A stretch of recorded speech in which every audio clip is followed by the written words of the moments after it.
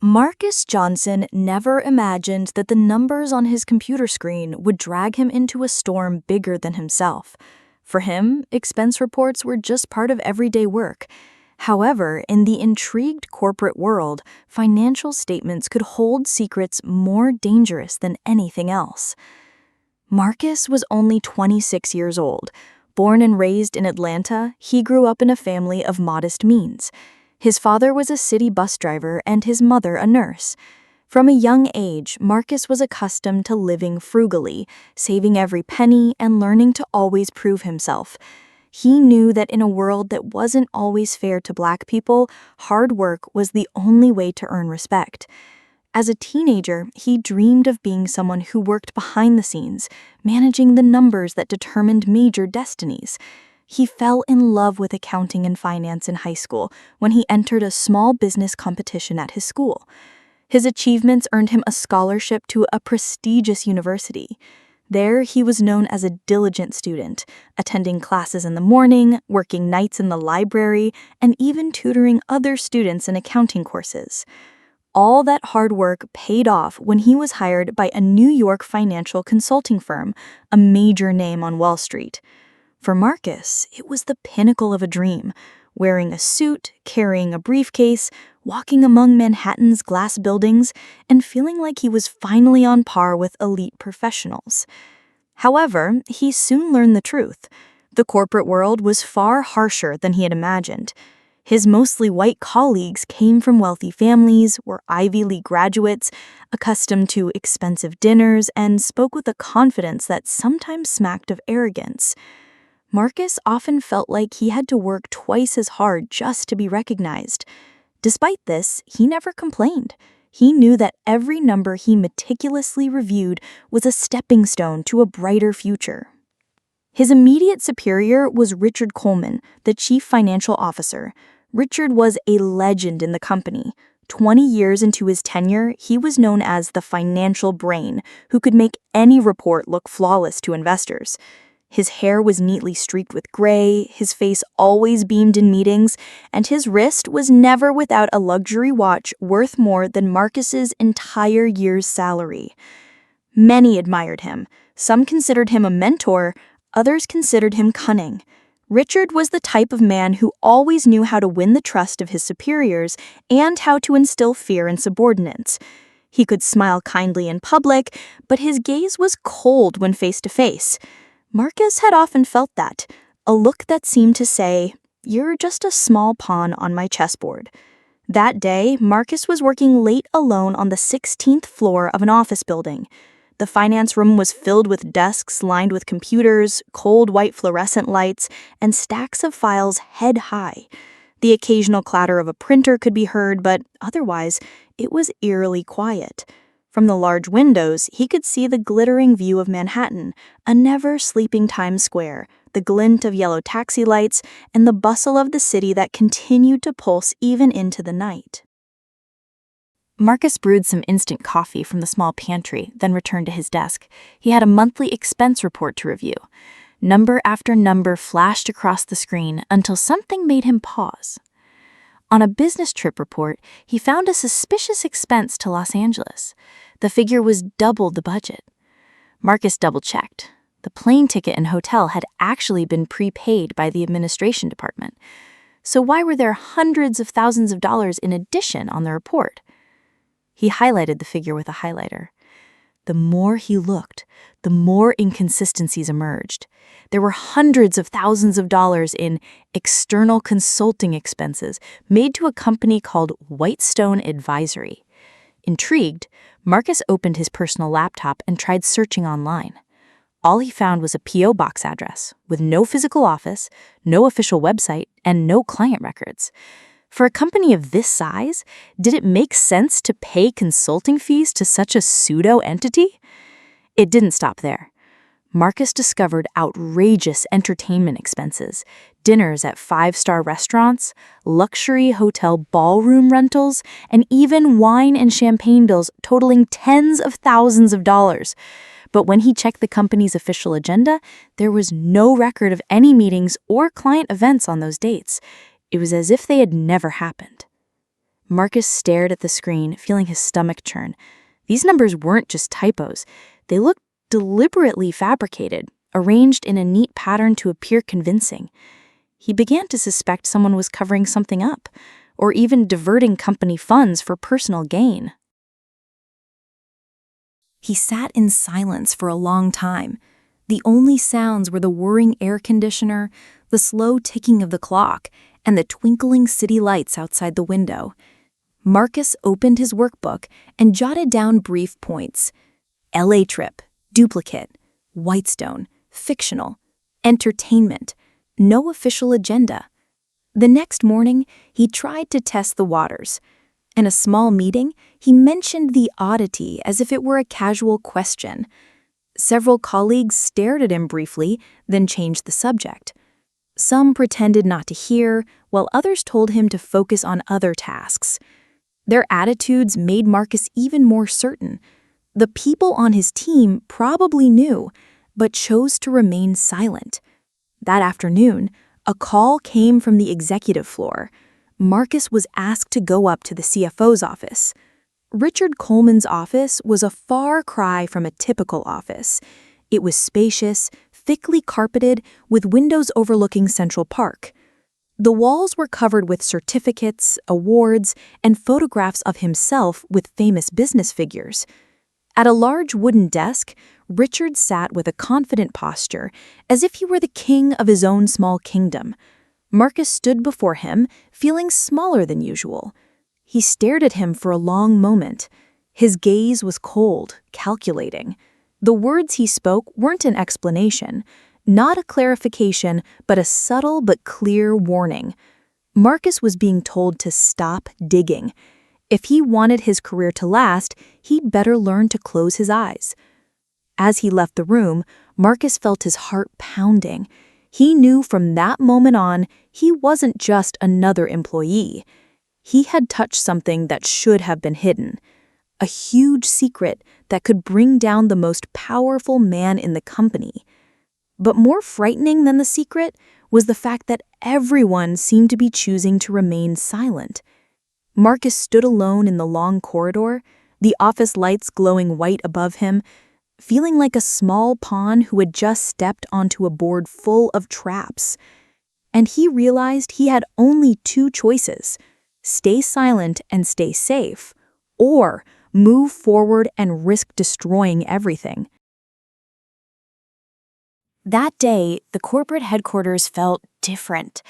There was tension creeping through the hallways, in every whisper between staff members, in the nervous glances employees exchanged over the coffee machine. Everyone knew the external auditor was in the building, and rumors spread faster than internal emails. Something big was about to happen. On the 20th floor, the main conference room had been transformed into an unofficial courtroom. Long wooden tables were cluttered with reports, laptops open, and projector cables strewn across the dark blue carpet. The white fluorescent lights were bright, but the atmosphere was somber. It was as if the lights themselves knew the painful truth was about to be revealed. At the head of the table, Richard Coleman, the CFO, sat with his jaw clenched. His dark suit was still crisp, his blue tie perfectly tied, and his Swiss watch gleaming on his wrist. Outwardly, he appeared a man of power and confidence. But up close, there was something different that day. His hand trembled subtly as he gripped the pen. On the other side stood Sarah Whitman, the external auditor. She was a 34-year-old white woman with piercing eyes and a cool voice.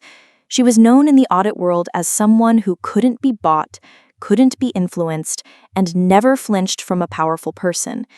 That day, she opened a thick binder, turned on a laser pointer, and calmly looked around the room before saying, "Our initial findings indicate a suspicious spending pattern.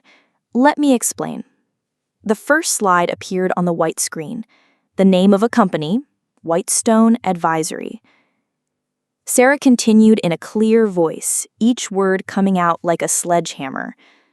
"For the past 16 months, this company has received consistent payments from us, a total of $6 million. However, After investigating, we discovered this company has no permanent employees. Its address is just a P.O. box in the suburbs, and its bank account is directly linked to Richard Coleman's brother. The room fell silent. Several directors looked at each other. One of them whispered, almost in disbelief, $6 million? Richard tightened his jacket, then tried to speak. That must be a clerical error. Many third-party vendors use the services of small consulting firms. It's commonplace. But Sarah cut him off sharply, her gaze piercing like a knife. We've verified the contract. The documents used are forged. The witness signatures are fictitious. And the transaction activity is one way. Funds went from the company account into Whitestone, then immediately transferred to your family's personal account. This is not a clerical error, Mr. Coleman. This is a fabrication. Several people in the room held their breath. It was as if they were watching a giant finally crack before their eyes. Sarah then moved on to the next slide. A complex financial chart appeared with red arrows indicating the flow of funds. She explained how Richard duplicated travel expense reports, official tickets were paid for, then fictitious claims were resubmitted, how entertainment expenses were fabricated, charges for fancy restaurants, rare wines, and even ballroom rentals were all recorded as client entertainment, when they were actually used for private parties, how repeated reimbursements were funneled into personal accounts through false reports. The total loss we can estimate, Sarah said, her voice growing colder, is $15 million. The room seemed to stop breathing. The figure was larger than anyone had imagined. One senior director lowered his head, covering his face with his hands. The others stared at Richard with a mixture of anger, disgust, and disappointment. Richard tried to stand, his voice rising. "This is slander. You have no idea how I built this company. All those expenses—" "Mr. Coleman," Sarah interrupted again, this time in an undeniable tone. "The evidence is here. Bank transactions, digital records, fake contracts. There's no room for interpretation.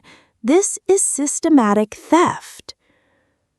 Meanwhile, downstairs, Marcus Johnson sat at his desk, tapping his pen against a black notebook. He knew a meeting was taking place upstairs, and he felt his heart beating faster than usual. His hands trembled as he tried to type a simple email. "Is this my fault?" he thought.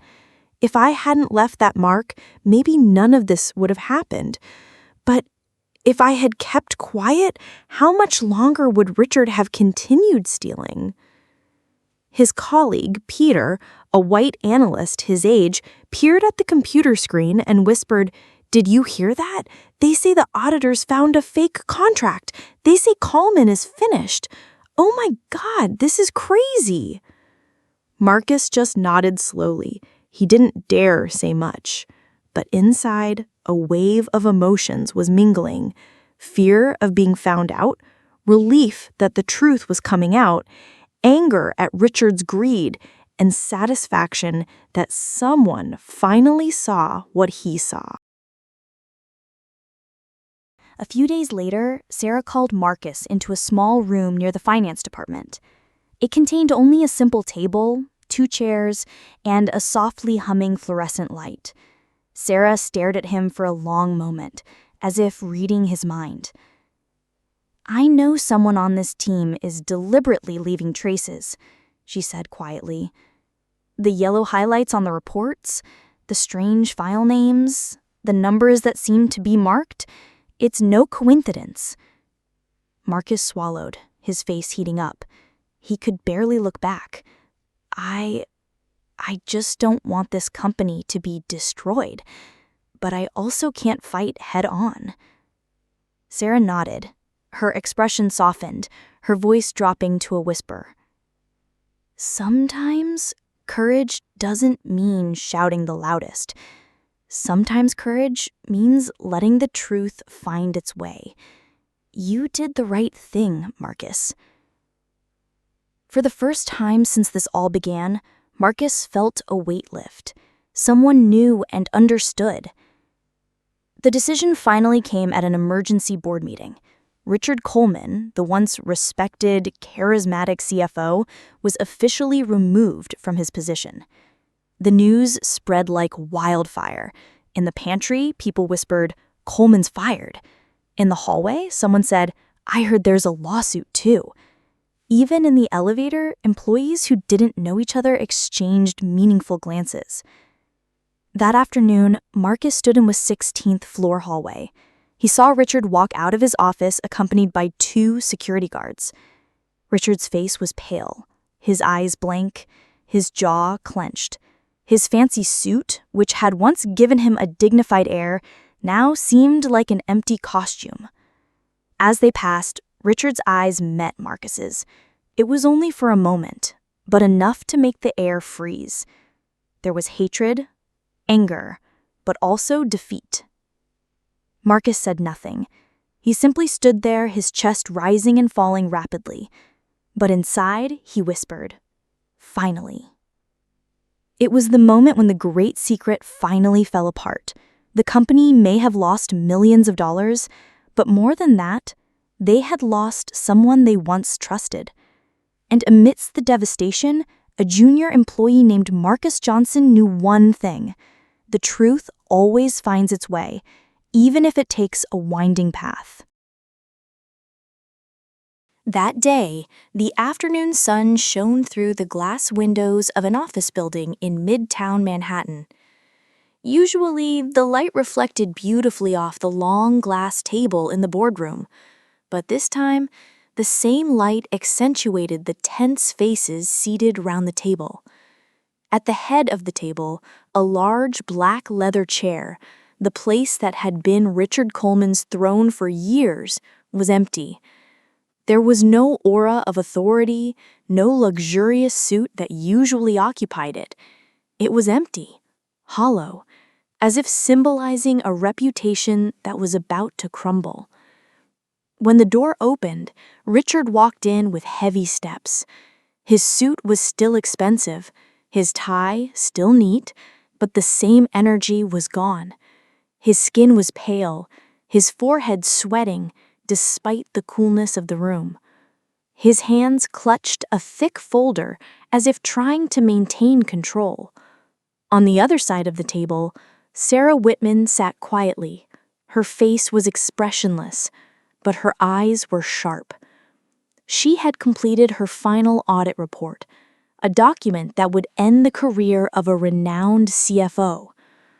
"Richard," the chairman's voice broke the silence, "we have heard the full report from the audit team. We would like to hear your explanation." Richard pulled out his chair, sat down, and sighed. "This is all a misunderstanding. The report was out of context. I structured the company's finances according to a specific scheme to protect liquidity. The auditors only looked at the numbers without understanding the strategy." Sarah opened the file in front of her. Her voice was calm, almost cold. "Are you calling the transfers to shell companies in the Cayman Islands a strategy? Because we have evidence of bank accounts in your family's name, including transfers to personal accounts." The room fell silent. Several directors stared at Richard with deep disappointment. Richard drummed his fingers on the table, trying to resist. "Every great CFO makes adjustments. I'm just optimizing taxes. If you don't believe me, you don't believe in this company." The chairman shook his head slowly. "This isn't about trust. It's about evidence.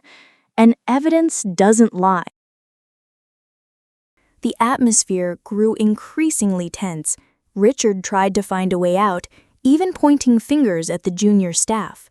"They're the ones who input the wrong information. I only approved the reports given to me." Sarah glared at him. "You signed it. You created those empty companies. We even have copies of your approval emails. It's all clear." Richard fell silent. His previously sharp eyes began to blink rapidly, panic-stricken. His hands trembled as he tried to close the folder. The chairman's gavel banged loudly, echoing through the room. "As of today, Richard Coleman, you were officially dismissed as CFO. A legal investigation will follow. You have breached trust and cost this company over $15 million. Richard closed his eyes. For the first time, the man who had always seemed larger than life looked small, fragile, and defeated. The 16th floor corridor was filled with whispers. Employees stood near their desks, pretending to be busy with their computers or phones, but their eyes were focused on one thing: Richard Coleman walking, flanked by 2 security guards. His suit was now wrinkled, his tie loose. His stride was no longer confident, but heavy, as if he were dragging an invisible weight.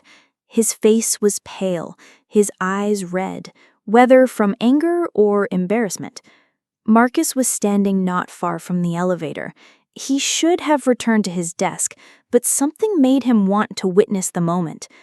As Richard passed, their eyes met. Marcus saw a flash of emotion: anger, shame, resentment, but also helplessness. Richard stared at him for a long moment, as if wanting to say something, perhaps blame, perhaps pleading for understanding. But Marcus stood there, unmoved. He didn't smile, nor did he show any triumph. He remained silent, breathing heavily. His silence was louder than 1,000 words. The elevator dinged, the doors opened, and Richard entered. As they closed, the office felt even quieter than before. A few days later, the board of directors reconvened. This time, the atmosphere was very different. There were no shouts, no denials, only a bitter realization and a determination to improve. Sarah stood in front of the large screen, pointing to slide after slide. "This company needs a multi-layered internal audit system. Every expense report must be verified by more than one party. We also need a secure whistleblower mechanism so anyone can report without fear of retribution." The senior director nodded, his face full of regret. "We were negligent. We let one person control too much." Sarah concluded her report with a firm statement. "The system will never be perfect, but the integrity of the people within it must be the last bastion." The meeting room was silent, but this time the silence wasn't due to tension, but rather to a sinking realization. After the meeting broke up, Marcus walked down the corridor with his head down. He felt relieved, but also empty. The entire incident felt like a storm had just passed, leaving behind a strange silence. Sarah called out to him. "Marcus?" Her voice soft. Marcus stopped and turned. Sarah approached, her eyes staring intently. "I know, without your little note, that first trace might not have been visible." Marcus swallowed, shocked. I just did what I could." Sarah smiled faintly. "And that was enough." Never underestimate small, honest steps. Sometimes they're more powerful than grand strategies.